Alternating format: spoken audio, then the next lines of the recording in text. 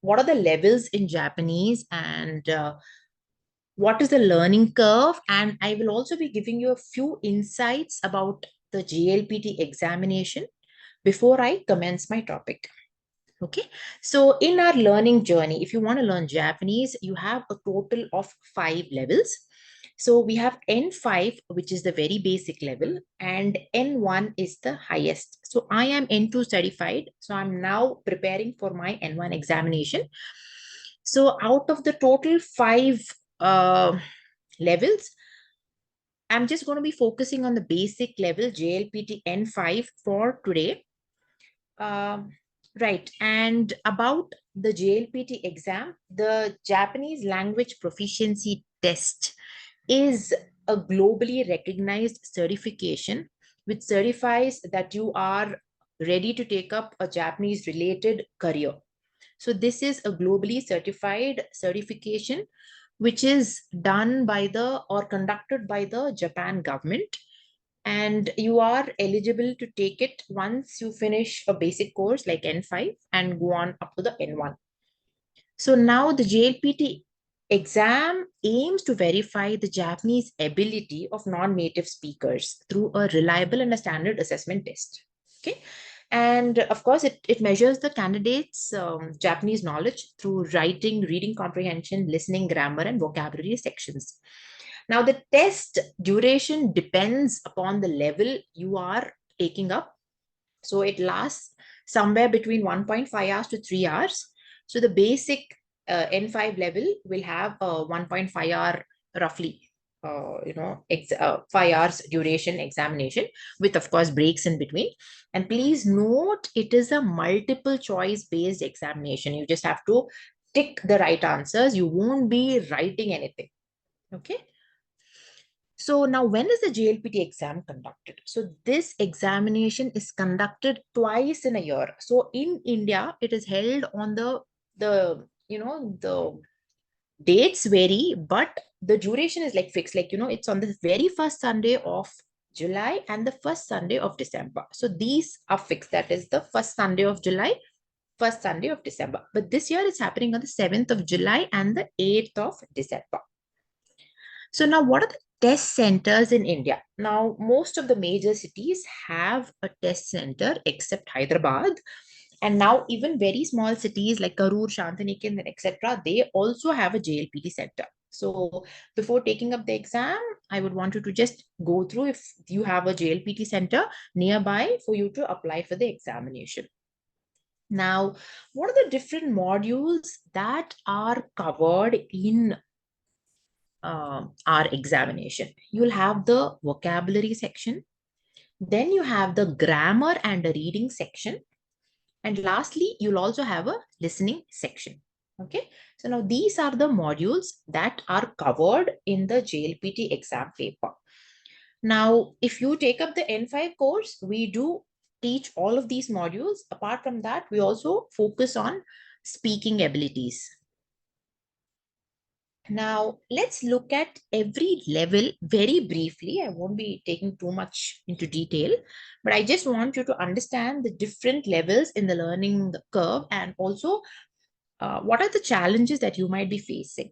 Okay, right. So first, let me just look at JLPT N5. Now, the JLPT level N5 focuses on the beginners, and it is specially developed for those who are looking out for talking basics of Japanese. So you'll be able to do basic Japanese day-to-day conversations once you finish N5 level. The focus will be mainly on the 3 scripts, which is hiragana, the katakana, and the kanji script. So the Japanese reading and the writing system consists of 3 types of scripts. So at N5, our main focus is on hiragana and katakana, the basic 46 plus 46 alphabets. After that, we have the kanji script. You won't be learning too much of the kanjis in depth. We'll only be focusing about the basic 100 characters. So now you have the 3 scripts that builds up on the Japanese reading and writing system. Also, One will be able to listen and comprehend conversations about topics that you daily encounter. For example, when you go shopping, how do you talk to them with basics, conversation skills, and when you travel, you'll need basic skills to travel and speak to them, get a ticket, etc. Those you'll be able to easily do once you finish the N5 level. Right. Now, the next level is the JLPT N4 level, which is a little more higher than the basic level. Now, this is actually for the upper beginners. And in this level, you'll be learning about 1,500 vocabulary words and about 300 kanjis. So kanjis are nothing but alphabets, little more advanced than any other language.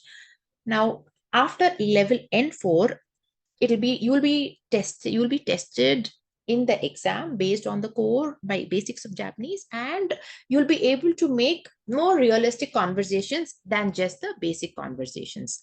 Okay, a little on a higher level. JLPT N3 level is considered as the intermediate level.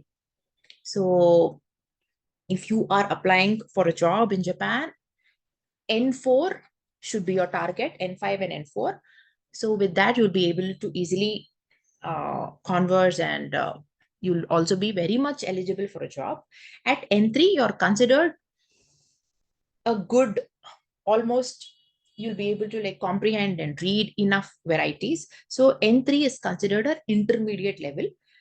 So with N3, you will be learning about 3,700 plus vocabulary words and about 650 alphabets, like the kanji characters. And once you finish N3, you'll be able to read and understand specific contents concerning everyday topics. And also, you'll be able to understand the summary or the information on newspaper headlines. You'll be able to read slightly difficult readings encountered in a day-to-day situation.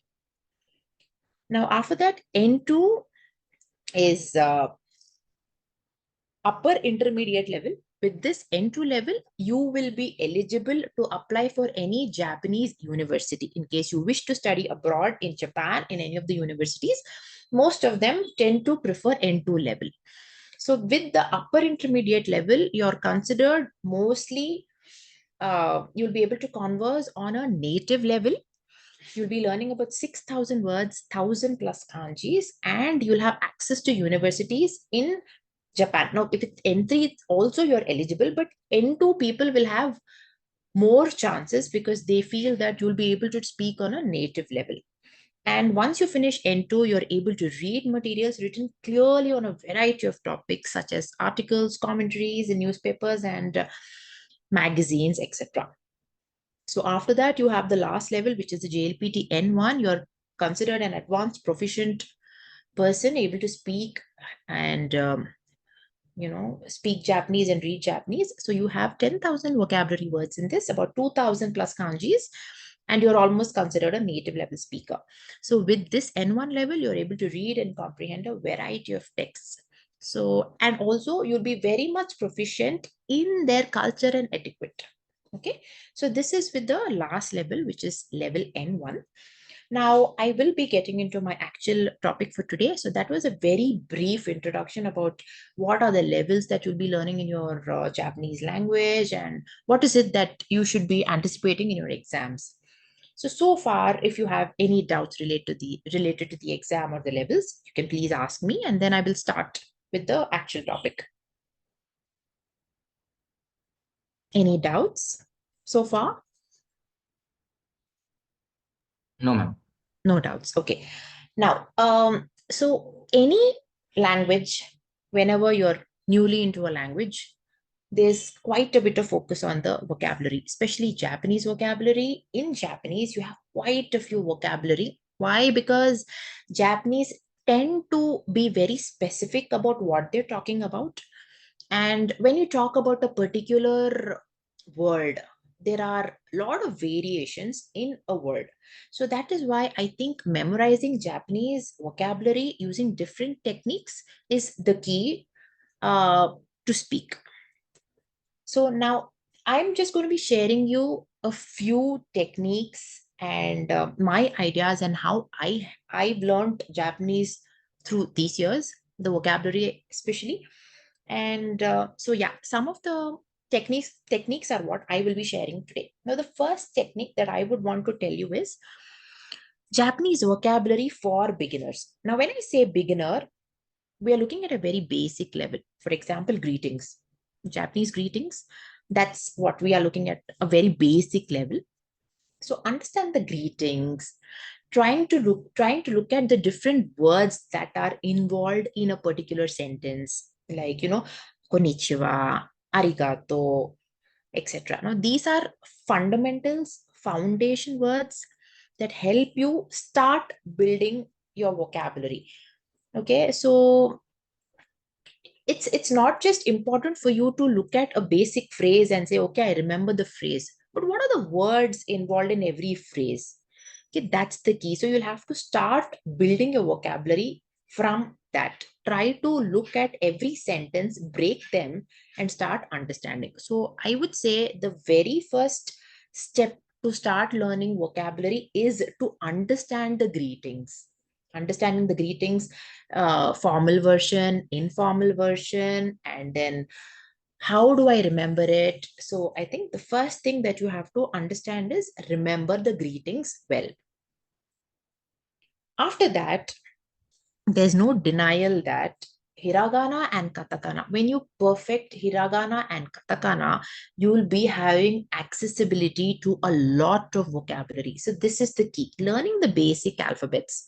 Now, not just learning, we are looking at perfection of hiragana and katakana because they are the building blocks of the vocabulary. At times, uh, there are cases wherein you are not able to comprehend what is written. But if you are good at hiragana, you will have the hiragana version written on top of a kanji. So with that, you are able to read and understand and remember the vocabulary much better. Now, hiragana and katakana are two Japanese scripts that are the building blocks of vocabulary. Now, each of these have 46 alphabets, just like how we have A, B, C, D. We have like 24, 27 roughly, but they have 46 plus 46. They are the base. And with that, you will be able to read most of the vocabularies. Now, why do you think there is hiragana and katakana and both 46 letters each? Now, the main difference between hiragana and katakana scripts are that hiragana script is used to represent native Japanese words. Okay, whatever originated in Japan, those words, those grammar patterns, those expressions will be written using the hiragana script. So the katakana script is primarily used for loan words and foreign names.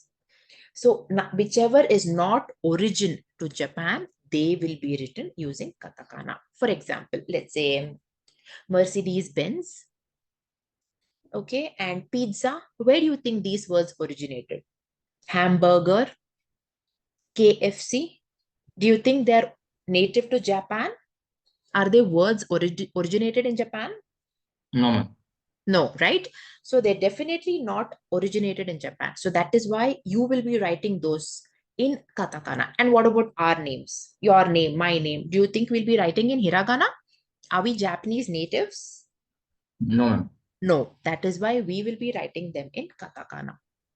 Now, yes, so that's the very basic things and the distinction between hiragana and katakana alphabets. And that's where we put them into use.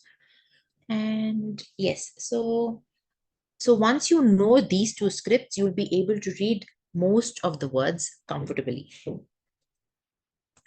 Now, we need to understand vocabulary lists and flashcards. What are these? So if you can see this image here, all of these are kanjis, okay? One of the scripts of Japanese. So now all of these, you can't keep memorizing in like no time, right? We need some time for these to register in our minds. So one of the best techniques to remember is having vocabulary flashcards. You can make a card of this size, write the alphabet, and behind you can write the meaning of it. So you can just carry them wherever you go. With that, you'll be able to keep revising alphabets on and off.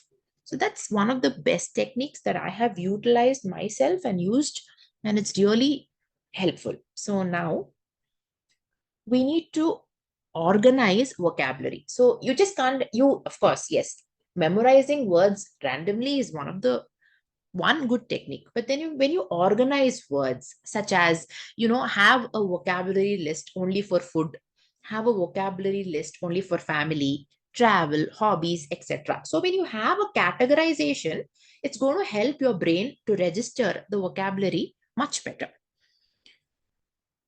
And why do you think you need to have these small cards in your pocket or bag every time you keep moving around, unless and until you get used to the words? Why? Because it helps us in the revision method.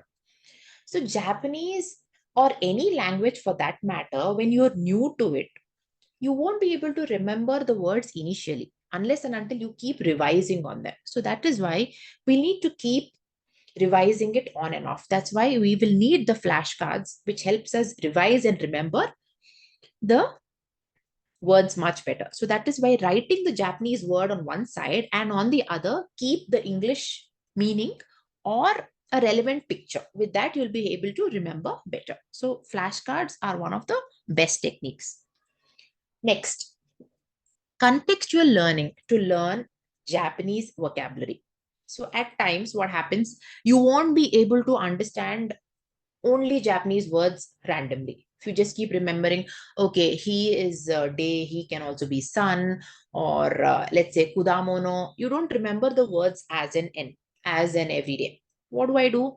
I try to remember them in context. So this is a sentence. I try to remember these kanjis or these vocabularies in a sentence. So I don't just want to memorize one word. I would rather remember one sentence with many different words. So for some people, this technique can work, right? So this is the kanji. Now this kanji or a Japanese character can have many meanings, can have many readings. So this also is one of the techniques where you can remember all of them, right? So when you try to learn words and phrases within sentences or short paragraphs, that really helps us to understand and retain in our memory for longer time. Okay, and also it helps us to understand how words are used in real life situations and conversations. I think that's also one of the key techniques. Next, I won't deny that this is one of the most trusted way of remembering alphabets initially, mnemonics and memory aids. Now, this is hiragana script.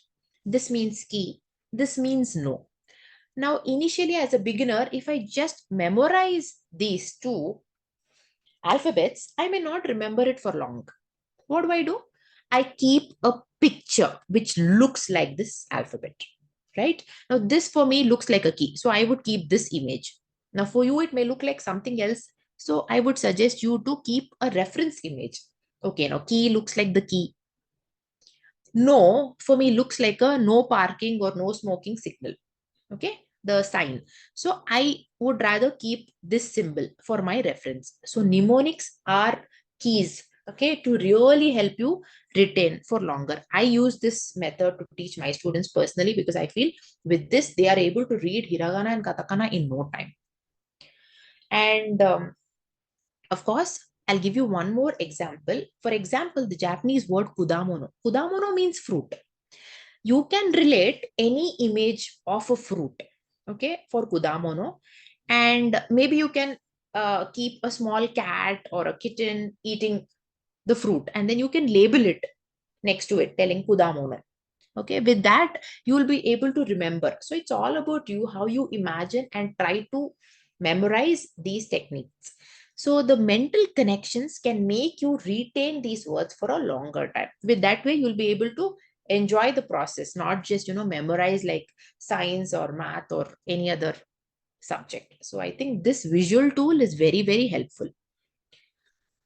Next, practicing with language apps and websites. This is another plus point. So, how many apps have you all seen so far? Have you all come across any language apps which helped you get exposure to Japanese language? Have you all come across any apps? Please share your information. No, ma'am. Okay. So, right. So before I would actually continue, I would want, now that we have two participants, I would really want both of you to please give your introduction. I'm sorry I couldn't do that earlier. I would want to know what interested you to get into Japanese or try to learn Japanese. What is it?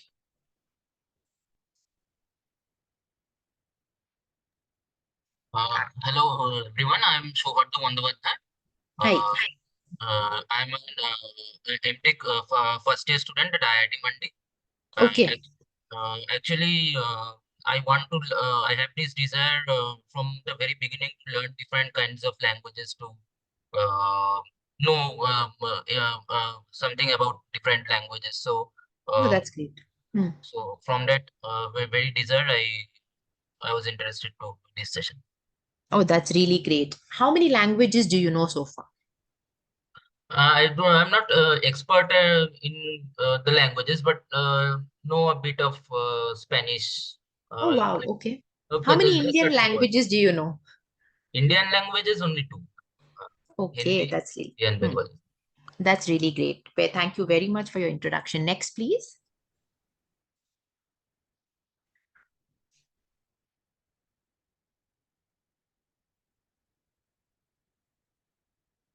Ram-san, can you please introduce yourself? Hello, can you hear me? Yeah, I can hear you. Yes, we can hear Yeah, you. this is a surprise for me actually for this session Okay, because I just saw your WhatsApp message. So okay. yeah, about the course, yes, learning Japan because I'm planning to go next year. Oh, that's great. So are you working? Yeah, I'm a freelance professional. Okay, so you wish to learn Japanese for career prospects. Yes. That's really nice. So have you been exposed to Japanese before? No, I've been to many countries, but no Japan. Oh, that's nice. So do you know to speak? I mean, can you speak any language other than any Indian languages? How many Indian languages can you speak? 4 to 5. Oh, that's really wonderful. So you're a linguist. Yeah, Okay, that's nice. Okay, thank you so much for taking your time off for to join us for this session, both of you. Thank you very much. thank you. Right. So, okay, so I would also want you all to please give me an input if you have come across any apps and websites that made you all interested in Japanese. Have you all come across any? Yes, I did. It's in a website called Allison. Oh, wow. Okay. So I did my basic training in Japan, Oh, that's great. That's great. That's wonderful. and I've got a Any? certificate. Acha, okay. So you can speak basics? I know about the scripts and the basics of Japanese language. Okay, that's wonderful. Very nice. Okay, any more information about apps, websites? I know there's an app called Duolingo, but I'm Yes, yet to yes, yes, explore it. of course, yes. So you've actually gone through it. Yeah, to learn Spanish, I use Duolingo. Mm. Yes, ma'am. I've gone through it, but didn't use it for Japanese. Okay, no problem, no problem. Okay, so I would say that language apps and websites do play one of the key roles. So yeah, some of these apps like Duolingo, Memrise, and Anki, they do offer engaging exercises for you to understand and remember many techniques. They also help you retain these vocabulary sentences patterns for a longer time. They do have their own creative methods. So I think exploring apps and websites to learn the language is one of the best ways to learn Japanese. So it's a very, very effective technique. So next, most important, reading and listening. Of course, reading and listening are important for us to learn any language, right? So how many of you all have read mangas? Have you all come up? Do you all know what mangas are? Yes, ma'am. Yes, ma'am. Okay, The so yeah. comic books of anime. Yes, of course. Yes, very good. Thank you so much. Yes, comics. Any more? What about listening? What do you all think? What is the best way to listen and uh, you know start grasping the language? Watch anime in Japanese. Right, exactly. Watch anime. That's one of the best ways to remember. You just keep getting tons and tons of vocabulary into your memory automatically. You don't even have to put in effort. Just keep watching it and then it just automatically registers. Any more ideas? Reading and listening? Okay, so yes, so immersing yourself in Japanese language is a very, very crucial step for you to build vocabulary. And exploring Japanese literature like manga, newspapers, online articles really helps us in the language journey. Now also you can come across a lot of podcasts and many YouTube channels which do help us learn Japanese language. And I would say watching films, Japanese movies, and serials with subtitles can really help you step up the vocabulary. Next, language exchange and conversation. Now, this is, I think, again, a great way. I don't think if many people will get this chance, but if given a chance, I think you all should really grab this opportunity. Getting a friend who can speak Japanese like you is a great way. Having a native friend is like a really lucky thing. So if you have a native Japanese friend who's going to help you build your Japanese language skills, is I think a good to go method. So with this, you'll be able to just speak fluently, and also when you make mistakes, the other person is there to correct you. So I think speaking with people is the most important step in learning a language. So just doing it self may not help you much, but if you have a language partner you can go a long way. So it improves your overall fluency, and then there's a lot of exchange, ideas exchange, and then whenever you make mistakes there's always valuable feedback coming back from the other person, right? And when you are friends with the native people, you do understand the pronunciation and the space at what they're talking. So I think that's one of the best ways to learn Japanese. So do you all agree? Have you all got language partners? No, ma'am. No. Not yet. Not yet, yes. But yes, in future, I hope you all do find many so that your language skills improve. Now, I would personally feel keeping a vocabulary journal is another important method. Why? Because journaling helps us to remember, because there's a lot of hand-eye coordination that goes into it. And by maintaining a vocabulary journal, it's a very good habit for you to remember Japanese words or any language for that matter. Whenever you come across new words, recording them with their meanings, example sentences, and maybe whenever you come across some cultural insights, I think you'll have to keep writing them in your journal. And with that, you'll be able to, for example, whenever you're watching manga, anime, and then you feel you just heard a new word for maybe pillow, makura. So you just make a note of it. And then what is a telephone called? Denba, Ketai Denba for a mobile phone. So when you keep coming across new things, and then when you tend to speak to other people and then you come across something, I think scribbling on a notepad or in your journal is going to help you remember and retain the vocabulary for a longer time. Now, yes, so learning a language always requires us to keep realistic goals. So if you feel that okay, this week is hectic, and then you want to manage that time to keep a realistic goal. So let's keep one day for vocabulary, next day for grammar, and then not forcing yourself and pressurizing yourself to really learn a language. I think that should be omitted. Rather, learn the journey for the love of it.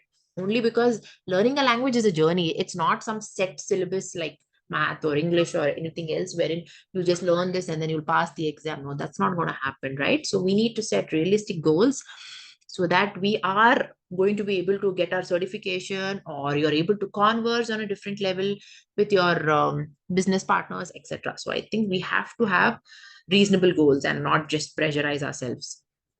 Now, any language journey is always important to do it consistently. So I study for today and then 10 days I take a break. It may not work for a language learner. Why? Because we need to keep building and not lose focus on our language journey.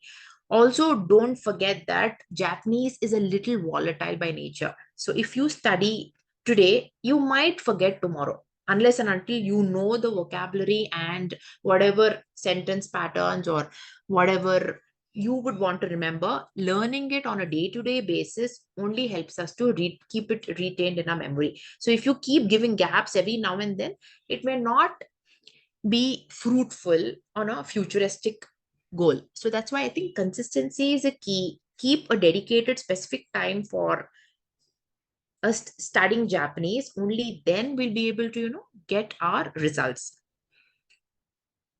And yes, so this also is important according to me. Why? Because I've seen students that just because they don't remember vocabulary of the first two chapters, they feel that they can't remember vocabulary for the next few chapters. That mistake should be avoided. You shouldn't fear to make mistakes. So I think only when you do mistakes, you keep learning. So learning and relearning and unlearning is also one of the, steps or in our learning process. So don't be afraid to make mistakes as much as possible and keep learning. So don't be taken aback telling that, okay, yeah, I just did so many mistakes, I don't think I'll be able to memorize any new things, or I don't think I'm able to read. I think those kind of negative things should be kept aside and keep learning on a day-to-day basis. Never, feel that you can't just because of a few mistakes, right? So always I suggest people to join a language community like one Japanese 101, etc. There are many, many language communities online. So I would suggest you people to get into a language group wherein you'll keep having exchanges, meetups, and then you'll people keep sharing a lot of experiences. They'll also be sharing a lot of resources, and that will help you motivate in your language learning journey. So I think that's very, very important. Getting into a language community, even if you get into a new, I mean, if you get into these YouTube channels and Instagram accounts, you can, get into the communities, and there's lot of sharing of resources and lot of language exchange that happens on a day-to-day basis. So with that, you'll be always in touch with the language. So I think that is one of the best ways. Now, by far, I would just want to conclude telling that mastering Japanese vocabulary or learning Japanese is a very, very rewarding experience. Why? Because there are a lot of benefits learning any new language, right? First thing, they say that once you keep learning new language, it just helps us with multitasking, and then, it helps us in our health as well. They say that if your brain is active, we don't get dementia or any brain related problems, and that's really going to help us, keeping ourselves mentally fit. And when you go to Japan, you will not need a guide. You are your own guide, right? So you'll be able to shop on your own, explore places on your own, and learning a new language helps us to appreciate their culture. So they have a, especially Japanese people, they are very, very culturally oriented people. They have a lot of respect and deep amount of gratitude for their own, etiquette and culture. So I think we as foreigners have to respect that, and that respect comes more when we learn the language, right? So I think that's one of the most important reasons why we need to learn any new language. And when learning Japanese, I'm telling you now, the job market is extremely in demand, looking out for people who are able to speak Japanese basics. Even people, my students who did N5 have been placed in Japan. N4, N4 was the minimum criteria, but now even with N5, people are getting a job there.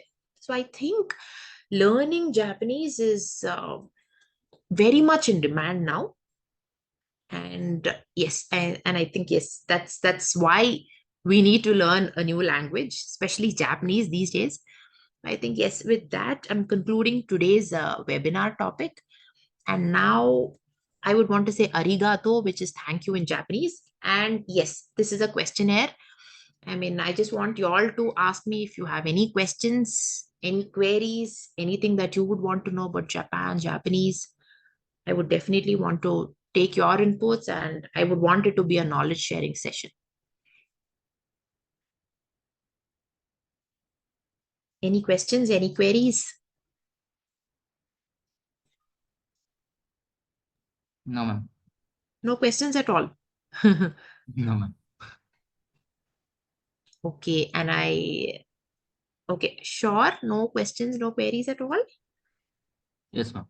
No Okay, question. thank you very much for your time. I think I will be Pushpa ma'am. I'll just be letting her take over. Ma'am, I think I'm concluding today's webinar. I don't know if she's not able to get through her. Anyways, in case y'all are interested in Japanese, learning Japanese language, I think you can please get in touch with our coordinator, Miss Pushpa. And if you want to know more about it, she'll definitely help you. And feedback about my webinar is greatly appreciated. If you could just give a feedback about what you felt, you can please do it. Tell my coordinator about that. Thank you very much. Ma'am, where can we give the feedback? Sorry. Where can we give the feedback? Please give it to my coordinator, Miss Pushpa, Okay. who Okay. contacted you, right? Yes, ma'am. Yes, please do that. Thank you. Thank you very much for your time. Thank you very much. Arigatou gozaimashita. Mata kondo. See you next time. Thank you. Arigato. Arigatou. Sayonara. Hi. Hello.